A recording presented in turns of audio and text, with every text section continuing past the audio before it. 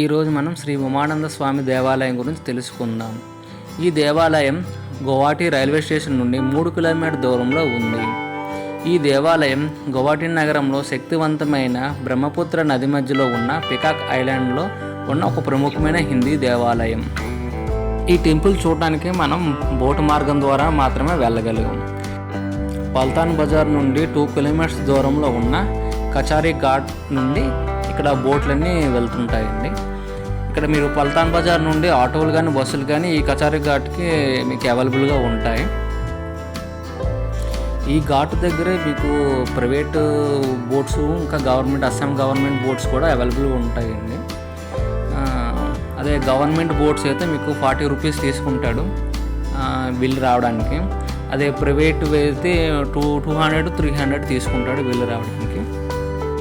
Boats timing గురించి మాట్లాడితే morning 9:30 నుండి ఇక్కడ స్టార్ట్ అయిపోతాయండి, ఈవినింగ్ 4 o'clock వరకు, ప్రైవేట్ అండ్ గవర్నమెంట్ రెండును. ఇంకా ఈ టెంపుల్ టైమింగ్ అయితే మాత్రం మనకి మార్నింగ్ 5:30కి స్టార్ట్ అయిపోతుంది. కానీ మనం 9:30కే బోట్ స్టార్ట్ అవుతుంది కాబట్టి మనం 9:30 తర్వాత నుండి వెళ్ళొచ్చు అక్కడికి. ఇలా టికెట్ తీసుకొని లోపలికి వచ్చేసామండి. ఇంకా కాకపోతే బోట్ స్టార్ట్ అవ్వడం ఇంకా టైం ఉంది కాబట్టి అలా వీడియో తీద్దామని అలా బయటకు వచ్చి తీస్తున్నాను. మీకు బోట్ లోపల ఎలా ఉందో చూపిస్తాను చూడండి. ఇలా ఉంటాయి సీట్స్. కాకపోతే ఈ సీట్లు ఎవరు ఉండరు, అందరూ బయట ఉన్న ఓపెన్ ప్లేస్కి వచ్చి అలా అట్మాస్ఫియర్ చూస్తూ ఉంటుంటారు. మేము ఎండగా ఉందాం లోపల వచ్చి కూర్చున్నాం. బోట్ స్టార్ట్ అయితే బయటకు వెళ్ళిపోతాం మేము కూడా. ఇదిగోండి మా బోట్ స్టార్ట్ అయిపోయింది. స్టార్టింగ్ నుండి చాలా ఫాస్ట్గా వెళ్ళిపోతుంది.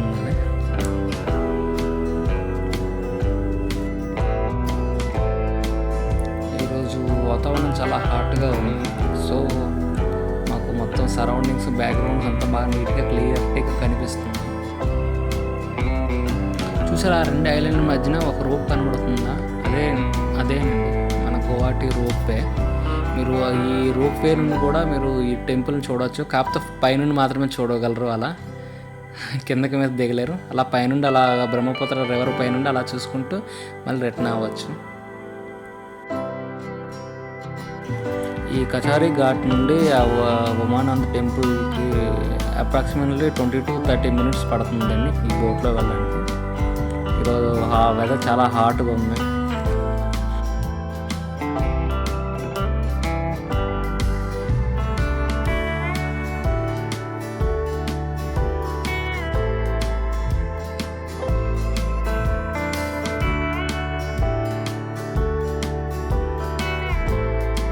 హైదరాబాద్లో ఉన్న కేబుల్ బ్రిడ్జ్ లాగా ఇక్కడ మన బ్రహ్మపుత్ర మీద కూడా కేబుల్ బ్రిడ్జ్ కన్స్ట్రక్షన్ స్టార్ట్ అవుతుంది.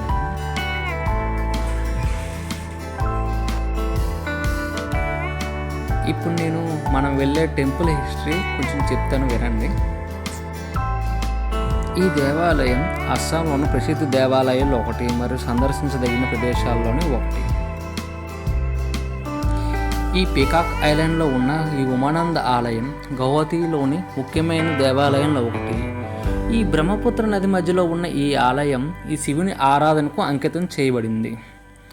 ప్రతి సంవత్సరం ఇక్కడ శివరాత్రి పండగ సందర్భంగా పెద్ద సంఖ్యలో జనాలు భక్తులు వచ్చి ఇక్కడ పెద్ద పండగలా చేసుకుంటారండి ఇక్కడ అస్సాంలోనే.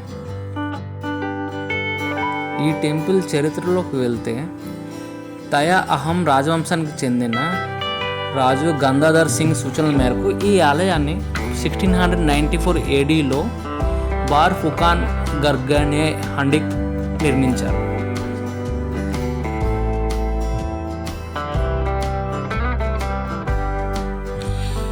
ఈ ఆలయంలోని రాతి గోడలను అలంకరించే చెక్కడాలు మరియు శిల్పాలు పుష్కలంగా ఉన్నాయి. ఈ శిల్పాలు స్థానిక అస్సామీ కళాకారుల నైపుణ్యాన్ని వర్ణిస్తాయి. గోడలపై చెక్కబడిన వాటిలో సూర్యుడు, శివుడు, గణేశుడు మరియు హిందూ దేవుళ్ళు చాలామంది ఉన్నారు. వీటితో పాటు విష్ణువు మరియు అతని 10 అవతారాల శిల్పాలు కూడా ఈ ఆలయ పరిసరాల్లో చూడవచ్చు. అదిగో ఇదేనండి ఆ ఐలాండ్, మన దగ్గరికి వచ్చేస్తున్నాం. అదిగోండి అక్కడ కనిపిస్తున్న బోట్లు ఉన్నాయి కదా, అవి ప్రైవేట్ బోట్లు అండి. అవి 200-300 ఛార్జ్ చేస్తుంటారు. నేను వస్తుంది అయితే మాత్రం గవర్నమెంట్, అస్సాం గవర్నమెంట్ పోతుంది. ఇదేనండి ఆ రోప్ వే. అంటే ఆ దూరం నుండి చూసాక ఇప్పుడు దగ్గర నుంచి చూడండి. ఇలా దీని మీద నుండి మీరు అలా వెళ్ళొచ్చు. ఈ టెంపుల్ మీద నుండి అలా బ్రహ్మపుత్ర రివర్ అంతా చూసుకుంటూ బ్యాక్ సైడ్ మళ్ళీ మీరు ఎక్కడ ఎక్కారో మళ్ళీ అక్కడే వదిలేస్తుంది మిమ్మల్ని. ఈ పికాక్ ఐలాండ్కి రకరకాల స్టోరీలు ఉన్నాయండి. ఒక పురాణం ప్రకారం అయితే ఒకసారి శివుడు ఈ కొండపై ధ్యానం చేస్తున్నప్పుడు కామదేవుడు అతనికి అంతరాయం కలిగించాడని, ఈ అంతరాయ ఫలితంగా కామదేవుడిని శివుడు కోపంతో తన కృపాగ్నిలో బూడిద చేశాడని, అందుకే దీన్ని భస్మాచలం అని కూడా పిలుస్తారు ఇక్కడ. ఈ కాళికా పురాణం ప్రకారం అయితే ఇక్కడ కామాఖ్య దేవి సంతోషం కోసం దేవి ఇక్కడ అమృతాన్ని తెచ్చి ఇచ్చిందని, ఇక్కడ దేవి ఇక్కడ నివసిస్తుందని నమ్ముతారు. కాబట్టి ఇక్కడ ఈ ఆలయం నిర్మించిన ఈ ఐలాండ్ని ఓరోసి ఐలాండ్ అని కూడా పిలుస్తారు. 1694లో అహంరాజు ఈ ఐలాండ్ నిర్మించినప్పుడు అస్సాంలో బ్రాహ్మణ కుటుంబం నివసించేదే లేదు. అందుకే ఉత్తరప్రదేశ్లోని కనౌజ్ నుండి 2 కుటుంబాలు వచ్చాయి. మరియు ఈ రోజు వరకు వారి తరం వారే ఈ ఉమానంద ఆలయాన్ని ఆలనా పాలన చూసుకుంటుంది. మరియు ఈ పర్వతంపై ఏ పూజారి కుటుంబం నివసించరాదు. మరియు ఈ నియమాన్ని ఇప్పటికి కూడా నేటికి కూడా వర్తిస్తారు. కాబట్టి ఈవినింగ్ 6 o'clock అయిన తర్వాత నుండి మరి ఈ ఆలయ ప్రాంగణంలో ఎవరో ఉండరు.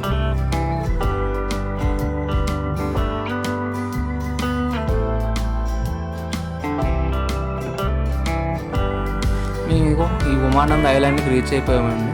ఇందులో ఉన్న షిప్లో ఉన్న స్టాఫ్ ప్రయాణికులందరినీ ఒక క్యూ పద్ధతిగా బయటికి పంపిస్తున్నారు. ఇదేనండి మన ఉమానాథ టెంపుల్ ద్వారం, ఎంట్రన్స్ ఆర్చ్. ఇక్కడ నుండి నేరుగా ఒక 80 to 90 స్టెప్స్ అయితే ఉంటాయి. ఇవన్నీ ఇలా మెట్లన్నీ నడుచుకుంటూ మీదకి వెళ్ళాలి మనం. ఇక్కడ ప్లాస్టిక్ యూజ్ చేయొద్దని రాశారండి. ఈ ఐలాండ్లో కూడా మీకు తినడానికి ఏం దొరకవు, కాకపోతే ఇక్కడ ఫ్రూట్ సలాడ్, కోకోనట్ ఫ్రూట్స్ గట్ట దొరుకుతాయి. కానీ మేమైతే ముందుగా బ్యాగ్లోనే వాటర్ బాటిల్, డ్రింక్స్, ఫ్రూట్స్ అని తెచ్చుకున్నాం. మీరు కూడా తెచ్చుకోవచ్చు, లేకపోతే ఇక్కడ కూడా దొరుకుతాయి, నో ప్రాబ్లం.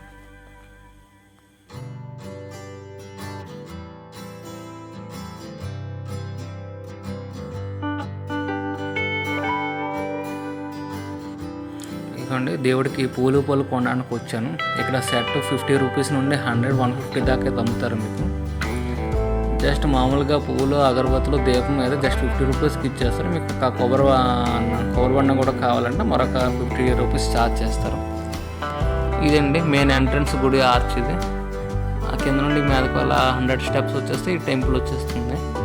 ఈ టెంపుల్ వెళ్ళే తోవలోనే మీకు బోల్డ్ చాలా టెంపుల్ ఉంటాయి. ఒకటి హనుమాన్ టెంపుల్ ఉంటుంది, ఒకటి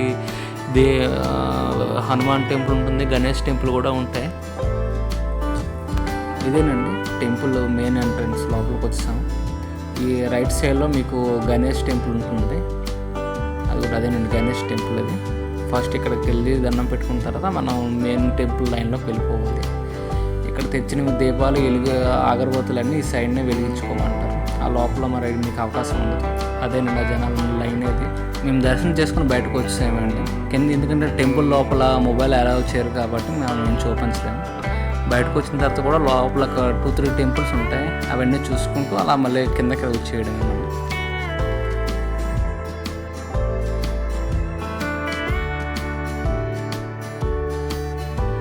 అయిపోయిందండి మా దర్శనం. ఇప్పుడు మళ్ళీ మేము రిటర్న్కి స్టెప్స్ అన్ని కింద దిగి మళ్ళీ ఆ బోర్డింగ్ పాయింట్ దగ్గరికి వెళ్ళిపోతున్నాం. ఎందుకంటే ఇక్కడ గంటకి బోట్ వస్తుందండి. ఒక బోట్ వెళ్ళిపోతే మళ్ళీ మీరు గంట సేపు వెయిట్ చేయాల్సి వస్తుంది నెక్స్ట్ బోట్ కోసం.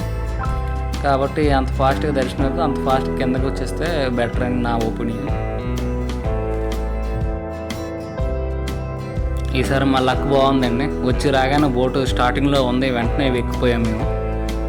సేమ్ బోటే వచ్చింది. ఇందాక వచ్చిన మమ్మల్ని వదిలిన సేమ్ బోటే మళ్ళీ తిరిగి వచ్చింది.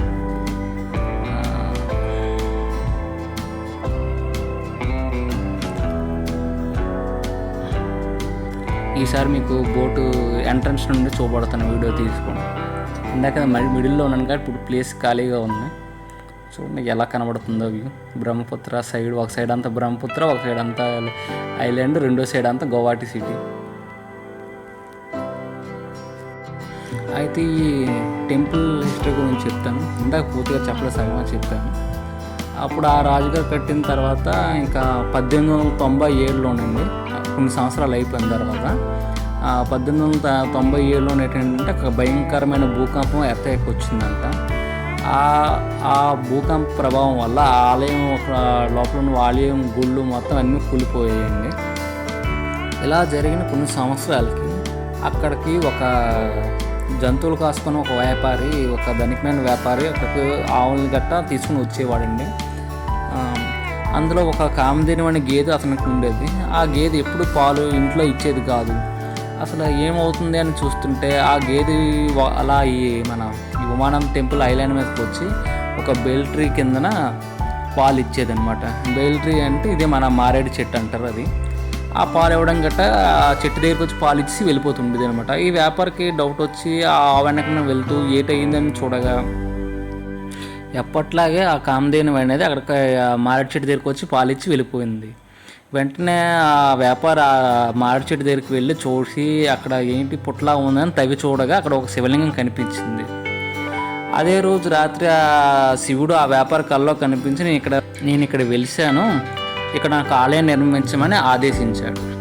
అదే రోజు రాత్రి భారీ భూకంపం అక్కడ వచ్చి బ్రహ్మపుత్ర ప్రవాహం 2 భాగాలుగా విభజించబడింది. అయినప్పటికీ ఆ ఉమానంద ఐలాండ్ అనేది ఎలా ఉన్నది అలా ఉన్నదన్నమాట. కాకపోతే నదిలో నీరు చాలా ప్రవాహం ఎక్కువగా ఉండడం వల్ల మరి వ్యాపారం ఏమీ చేయలేకపోయాడు. కొన్ని రోజుల తర్వాత ప్రవాహం తగ్గిన తర్వాత ఆ వ్యాపారం మళ్ళీ అక్కడికి చేరి ఆలయం నిర్మించబడింది. ఆ తర్వాత కాలక్రమేణా ఆ దేవాలయం నిర్మించబడుతూ మరి భూకంపాల వల్ల విరిగిపోతూ ఉన్నాయి. కానీ ఇప్పటికీ ఉమానంద ఆలయం చెక్కు చెదరకుండా అలాగే ఉంది. ఆ ధనిక వ్యాపారి ఆ టైంలో గుడిని నిర్మించేటప్పుడు అతను ఈ ఆలయ లోపల భాగంలో వైష్ణవ శాస్త్రాలను కూడా ఎక్స్ట్రాగా జోడించాడు. ఇక్కడ ఉన్న ప్రజల నమ్మకం ప్రకారం అమావాస్య రోజున, ముఖ్యంగా సోమవారం నాడు ఇక్కడ ఎక్కువగా భక్తులు వచ్చి ఆరాధించడం జరుగుతుంది. ఆరాధనకు అత్యధిక ఆనందాన్ని కలిగిస్తుందని చెప్పారు. ఇదే కాకుండా శివ చతుర్దశి ప్రతి సంవత్సరం ఇక్కడ జరిగే మరో ముఖ్యమైన పండుగ. ఈ టెంపుల్లో ఉన్నటువంటి మరొక విశేషం ఏమిటంటే, ఈ టెంపుల్లో గర్భగుడిలో శివుడి దగ్గర పెట్టిన దీపం అనేది ఇప్పటి వరకు కొండ ఎక్కలేదంట. ఆలయం నిర్మించినప్పటి నుండి ఇప్పటి వరకు ఆ దీపం అలాగనే వెలుగుతుందని ఎక్కడున్న పూజారులు చెబుతున్నారు. ఈ పురాణాల్లో ద్వాపర యుగంలో ఈ గోవాటిని ప్రగతిస్పురాలు అనేవి పిలిచేవారంట. ఈ ఉమానంద ఐలాండ్కి రకరకాల పేర్లు ఉన్నాయండి. ఒకటి ఉమానంద ఐలాండ్, ఒకటి నెమలి పికాక్ ఐలాండ్, ఒకటి ఊర్వశి ఐలాండ్ అని. ఈ ఉమానంద ఐలాండ్ అనే పేరు ఎలా వచ్చిందంటే, ఉమాదేవి అంటే శివుని యొక్క భార్యన పార్వతీదేవి తన ఆనందం కోసం ఏర్పరచుకున్న ఐలాండ్ అని దీన్ని ఉమానంద ఐలాండ్ అని పేరు వచ్చింది. మరి ఈ పికాక్ ఐలాండ్ అనేది ఏంటంటే, ఆ టైంలో ఉన్న బ్రిటిష్ ఆఫీసర్ ఎవరో దీని ఆకారం ప్రకారం దీన్ని పికాక్ ఐలాండ్ తన పేరు పెట్టారు. ఊర్వశి ఐలాండ్ అని ఎందుకని నేను ఇందాక ముందే చెప్పాను. చివరిగా మరో పేరు భస్మాచలం ఐలాండ్. మన్మధుడిని భస్మం చేసిన స్థలం అని ఇక్కడ భస్మాచలం అని కూడా పిలుస్తుంటారు. అంతేనండి, మా ట్రిప్ అయిపోయింది. మీరు ఎవరైనా వెళ్ళాలనుకుంటే మన గౌహాటి రైల్వే స్టేషన్ నుండి పల్తాన్ బజార్ నుండి మీకు ఇక 2-3 కిలోమీటర్స్లోనే మీకు ఈ ఘాట్ వచ్చేస్తుంది. ఇక్కడ నుండి వస్తే మీకు ఫైనాన్స్ ఫ్రీగా కావాలంటే మనకి అస్సాం గవర్నమెంట్ బోట్ ఎక్కారంటే 40 రూపీస్కి అయిపోతుంది. అవి అవైలబుల్ లేకపోతే ప్రైవేట్ వేని ఎక్కి వెళ్ళొచ్చు. హాయిగా 40 రూపీస్కి ఒక 30 మినిట్స్ వెళ్ళడానికి, 30 మినిట్స్ రావడానికి. టెంపుల్లో ఒక 1-2 అవర్స్ పడుతుంది. ఒక 4 అవర్స్లో మీరు ఒక మంచి ట్రిప్ ఎంజాయ్ చేయొచ్చు. ఐలాండ్ కూడా చూసినట్టు ఉంటుంది, షిప్ జర్నీ కూడా చూసినట్టు ఉంటుంది, బ్రహ్మపుత్ర రివర్ మీద మనం వెళ్ళినట్టు కూడా ఉంటుంది. ఇప్పుడు దాకా మేము అయితే బ్రహ్మపుత్ర నది వినడమే కానీ చదవడమే కానీ చూడలేదు. కాకపోతే నేను ఫస్ట్ టైం వచ్చి బ్రహ్మపుత్ర రివర్ని చూశాను, దాని మీద బోట్లో కూడా ప్రయాణించాను. నాకు చాలా బాగా అనిపించింది. మీకు ఎవరికైనా అవకాశం ఉంటే మీరు కూడా ట్రై చేయండి.